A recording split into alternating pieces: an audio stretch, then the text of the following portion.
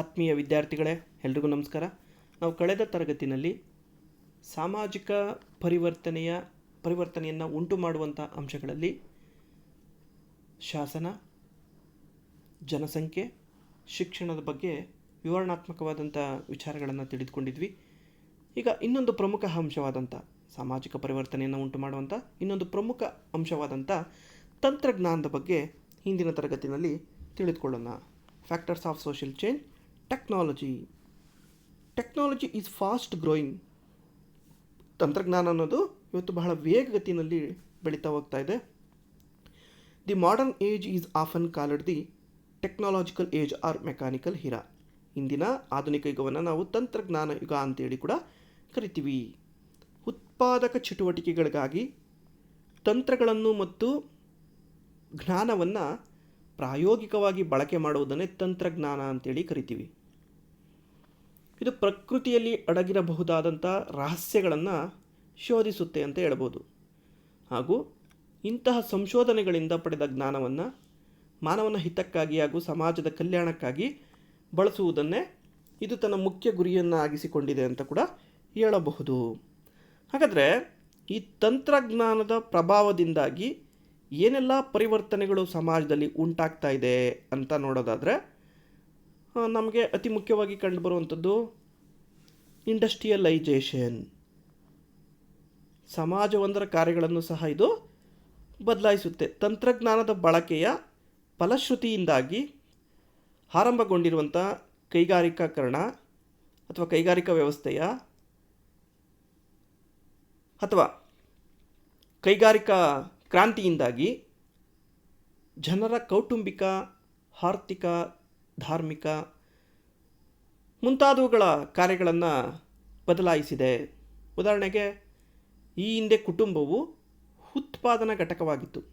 ಆದರೆ ಇಂದು ಕುಟುಂಬದ ಕಾರ್ಯವನ್ನು ಬೃಹತ್ ಕೈಗಾರಿಕೆಗಳು ನಿರ್ವಹಿಸ್ಕೊಂಡು ಹೋಗ್ತಿವೆ. ಆರ್ಥಿಕ ಕ್ಷೇತ್ರದಲ್ಲಿ ಮಾನವೀಯತೆ ಗೌಣವಾಗಿ, ಅಂದರೆ ಅದು ಹಣಕ್ಕೆ ಅದಕ್ಕಿಂತಲೂ ಹೆಚ್ಚು ಪ್ರಾಧಾನ್ಯತೆಯನ್ನು ನೀಡಲಾಗ್ತಿದೆ. ಈ ಹಿಂದೆ ಇದ್ದ ಅಪಾರ ಧಾರ್ಮಿಕ ಪ್ರಜ್ಞೆ ಇಂದು ಸಡಿಲಗೊಂಡು ವ್ಯಾವಹಾರಿಕತೆ ರಾಜ್ಯವ ಆಳುತ್ತಿದೆ. ಅದೇ ರೀತಿ ತಂತ್ರಜ್ಞಾನದ ಪ್ರಭಾವದಿಂದ ಆಗಿರುವಂಥ ಇನ್ನೊಂದು ಪ್ರಮುಖ ಸಾಮಾಜಿಕ ಪರಿವರ್ತನೆ ಏನಂದರೆ ಅರ್ಬನೈಜೇಷನ್, ನಗರೀಕರಣ. ತಂತ್ರಜ್ಞಾನದಿಂದ ಇವತ್ತು ನಗರೀಕರಣ ಅನ್ನೋದು ಕ್ಷಿಪ್ರಗತಿನಲ್ಲಿ ಬೆಳವಣಿಗೆ ಆಗ್ತಿದೆ. In many countries the growth of industries has contributed to the growth of cities. ಕೈಗಾರೀಕರಣದಿಂದ ಚಾಲನೆಗೊಂಡಂಥ ಪ್ರಕ್ರಿಯೆಯೇ ನಗರೀಕರಣ ಆಗಿದ್ದು, ಇಂದು ನಗರಗಳ ಸಂಖ್ಯೆ ಒಂದೇ ಸಮನೆ ಹೆಚ್ಚುತ್ತಿದೆ. ಕೈಗಾರೀಕರಣದ ನಂತರ ಸ್ಥಾಪಿತವಾದ ಬೃಹತ್ ಕಾರ್ಖಾನೆಗಳೊಂದಿಗೆ ಸ್ಪರ್ಧಿಸಲಾಗದ ಈ ಗ್ರಾಮೀಣ ಗೃಹ ಕೈಗಾರಿಕೆಗಳು ಅವನತಿಯತ್ತ ಸರಿಯಲು ಆರಂಭಿಸಿವೆ. ತನ್ಮೂಲಕ ಜೀವನೋಪಾಯದಿಂದ ವಂಚಿತರಾದ ಗ್ರಾಮೀಣವಾಸಿಗಳು ಉದ್ಯೋಗಾವಕಾಶಗಳನ್ನು ಅರಸಿಕೊಂಡು ನಗರ ಪ್ರದೇಶಗಳತ್ತ ನಾಗಾಲೋಟದಿಂದ ಧಾವಿಸಲು ಆರಂಭಿಸಿದ್ದಾರೆ. ಇಂತಹ ಅನಿಯಂತ್ರಿತ ಜನಪ್ರವಾಹದಿಂದ ನಗರ ಪ್ರದೇಶಗಳಲ್ಲಿ ಜನಸಾಂದ್ರತೆ ಅಧಿಕವಾಗಿ ವಸತಿ, ನೀರು, ಆರೋಗ್ಯ, ನೈರ್ಮಲ್ಯ, ಅಪರಾಧ, ವ್ಯಭಿಚಾರ, ಅನೈತಿಕ ಚಟುವಟಿಕೆಗಳು ಮುಂತಾದಂಥ ಸಮಸ್ಯೆಗಳು ಜನ್ಮ ತಾಳಿ ಅವು ಸಾಮಾಜಿಕ ಸಮಸ್ಯೆಗಳ ಆಗರಗಳು ಎಂಬಂತೆ ಅವು ಆಗಿವೆ. ಅದೇ ರೀತಿ ಇನ್ನೊಂದು ತಂತ್ರಜ್ಞಾನದಿಂದ ಆದಂಥ ಪ್ರಮುಖ ಪರಿವರ್ತನೆ ಅಥವಾ ಪ್ರಭಾವ ಅಂದರೆ ಆಧುನೀಕರಣ, modernisation is a process which indicates the adoption of the modern ways of life and values. ಆಧುನೀಕರಣವು ವಸ್ತು ಪ್ರಾಧಾನ್ಯ ದೃಷ್ಟಿಯನ್ನು ಹೊಂದಿದ್ದು ಮಾನವನ ವೈಜ್ಞಾನಿಕ ಪ್ರಗತಿ ಹಾಗೂ ಅವನ ಹಿತ ಸಾಧನೆಯೇ ಅದರ ಮುಖ್ಯ ಗುರಿಯಾಗಿರುತ್ತೆ ಅಂತ ಹೇಳ್ಬೋದು. ಇಂದು ತಾಂತ್ರಿಕತೆಯ ಜೊತೆಯಲ್ಲಿಯೇ ಮಾನವನ ಆಲೋಚನಾ ಸರಣಿಯು ವೈಜ್ಞಾನಿಕ ಮತ್ತು ವೈಚಾರಿಕವಾಗುತ್ತಿದೆ. ಹಾಗೆಯೇ ಮಾನವನಿಂದು ಮೂಢನಂಬಿಕೆಗಳನ್ನು ಬಿಟ್ಟು ಘಟನೆಗಳ ಕಾರ್ಯ ಮತ್ತು ಕಾರಣ ಹಾಗೂ ಪರಿಣಾಮಗಳನ್ನು ವಿವೇಚಿಸಿ, ಅದನ್ನು ವಿಮರ್ಶಿಸಿ, ಜೊತೆಗೆ ವಿಶ್ಲೇಷಿಸಿ ತೀರ್ಮಾನವನ್ನು ತೆಗೆದುಕೊಳ್ಳುವಂಥ ಶಕ್ತಿ ಅವನಲ್ಲಿದೆ.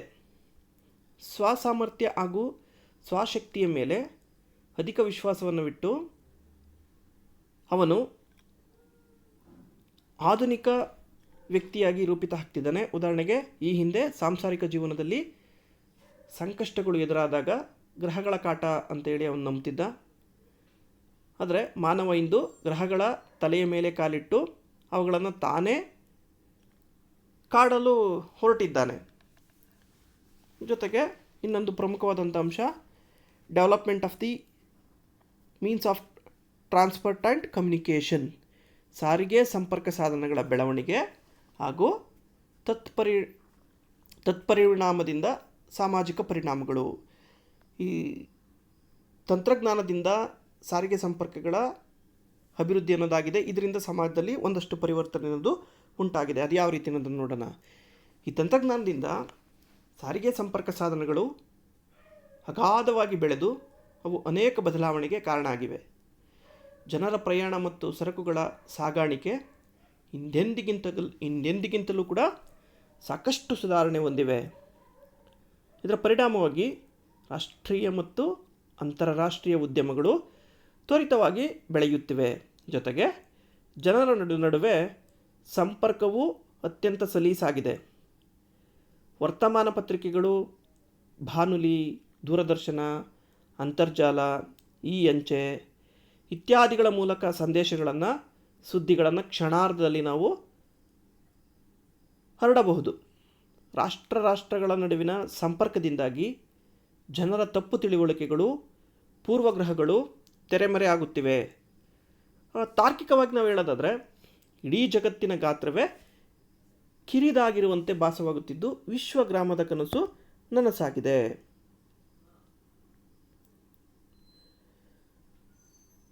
ಅದೇ ರೀತಿ transformation in the economy and the evolution of the news social classes, ಜೊತೆಗೆ ಅನ್ಎಂಪ್ಲಾಯ್ಮೆಂಟ್, ಟೆಕ್ನಾಲಜಿ ಆ್ಯಂಡ್ ವಾರ್.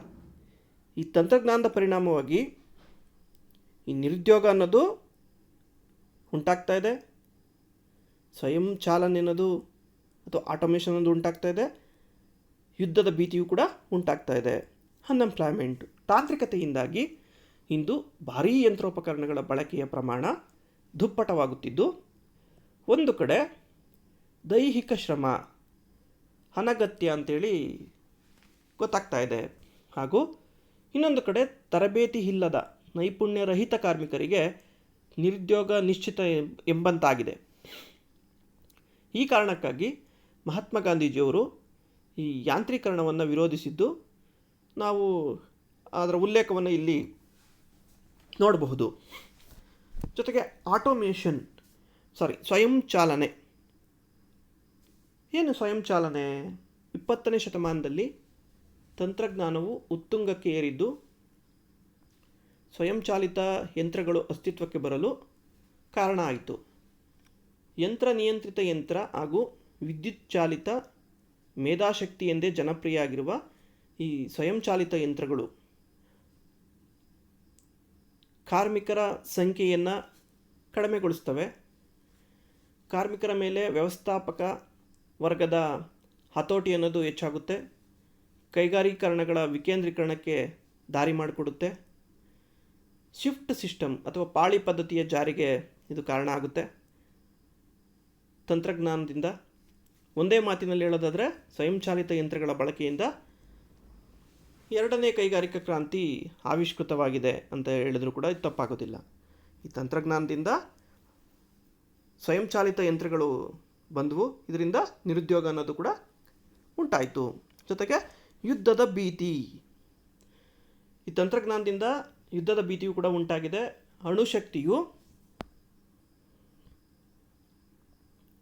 ಅಣುಶಕ್ತಿಯು ತಂತ್ರಜ್ಞಾನದ ಒಂದು ಶೋಧವೇ ಆಗಿದ್ದು, ಇದರಿಂದ ಮಾನವನ ಸಾಮರ್ಥ್ಯ ಊಹಾತೀತವಾಗಿ ಬೆಳೆದಿದೆ. ಅಣುಶಕ್ತಿಯು ಅನೇಕ ಪ್ರಯೋಜನಗಳನ್ನು ಹೊಂದಿರುವುದರ ಹೊರತಾಗಿಯೂ ಕೂಡ ಇಡೀ ಮಾನವನ ಅನೇಕ ಸಮಸ್ಯೆಗಳನ್ನು ಸಹ ಇದು ಸೃಷ್ಟಿಸುತ್ತಿದೆ. ಇಂದು ಎಲ್ಲ ರಾಷ್ಟ್ರಗಳು ಅಣುಶಕ್ತಿಯ ಬೆನ್ನು ಹತ್ತಿದ್ದು ಅಣುಬಾಂಬ್ಗಳ ಸೃಷ್ಟಿ ಹಾಗೂ ಸಂಗ್ರಹಣೆಗೆ ಸಂಬಂಧಿಸಿದಂತೆ ರಾಷ್ಟ್ರಗಳ ನಡುವೆ ಅತೀವ ಪೈಪೋಟಿಯನ್ನು ಇದು ಸೃಷ್ಟಿಸುತ್ತಿದೆ. ಉತ್ತರ ಕೊರಿಯಾವಂತೂ ಸಹ ಅಣುಬಾಂಬನ್ನು ಪ್ರಯೋಗಿಸಲು ತುದಿಗಾಲ ಮೇಲೆ ನಿಂತಿದ್ದು ಮಾನವನ ಭವಿಷ್ಯವೇ ಪ್ರಶ್ನಾರ್ಥಕ ಎಂಬಂತಾಗಿದೆ.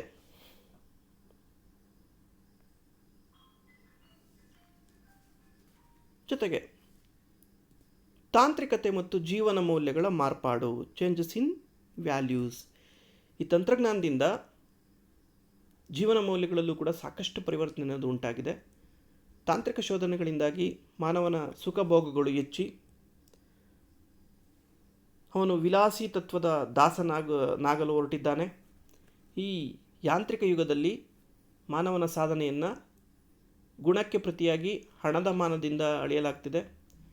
ಆಚಾರ ವಿಚಾರ ಚಿಂತನೆಗಳಿಗಿಂತಲೂ ಬಾಹ್ಯ ಒತ್ತಡಕ್ಕೆ ಹಾಗೂ ಬೂಟಾಟಿಕೆಗೆ ಮಣೆ ಹೊರಟ ಜನಕ್ಕೆ ತಮ್ಮ ವೈಯಕ್ತಿಕ ಸುಖ ಸಂತೋಷದಷ್ಟೇ ಚಿಂತೆಯಾಗಿದ್ದು ಇತರರ ಬಗ್ಗೆ ಹಾಗೂ ಸಮಾಜದ ಬಗ್ಗೆ ಯೋಚಿಸಲು ಸಹ ಸಮಯ ಇಲ್ಲ ಅಂತಾಗಿದೆ.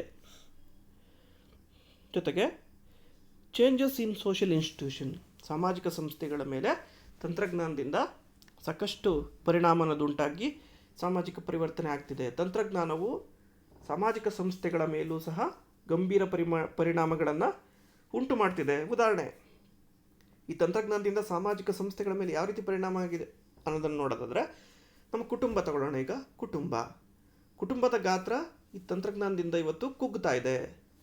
ಅವಿಭಕ್ತ ಕುಟುಂಬಗಳ ಸಂಖ್ಯೆ ಗಣನೀಯವಾಗಿ ಕಡಿಮೆ ಆಗ್ತಿವೆ. ಕುಟುಂಬದ ಪರಂಪರಾಗತವಾದಂಥ ಕಾರ್ಯಗಳು ಕೈತಪ್ಪಿ ಅದರ ಕಾರ್ಯವ್ಯಾಪ್ತಿ ಕೂಡ ಕಿರಿದಾಗ್ತಿದೆ.